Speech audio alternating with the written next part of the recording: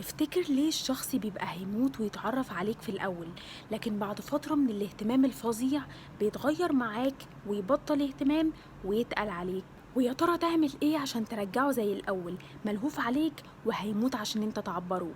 تعمل حاجة واحدة بس، هتسأل نفسك سؤال: هو ايه اللي كان موجود في البداية مخليه هيموت عليا وما بقاش موجود دلوقتي عشان كده بعد عني وما بقاش هيموت عليا؟ هتلاقي ان اللي كان موجود قبل كده وما بقاش موجود دلوقتي هما التلات حاجات، وهم دول اللي هنلعب عليهم عشان نرجعهم موجودين زي الأول.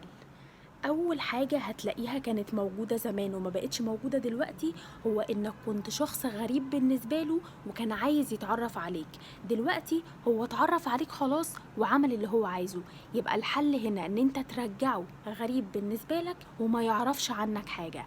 كده احنا حلينا أول حاجة. تاني حاجة إن انت زمان ما كنتش بتهتم بيه وما كانش ضامن وجودك، دلوقتي انت بتهتم بيه ويمكن انت اللي بتجري وراه فبقى ضامن ان انت موجود في حياته. فانت لازم هنا تخليه ان هو ما يضمنش وجودك وتعرفه انك ممكن تضيع منه في اي وقت. يعني شوية اختفاء حلوين وانك عايش حياتك من غيره، ده هيعرفه انك مش مضمون في حياته وهيبقى عايز يرجع يضمن وجودك تاني.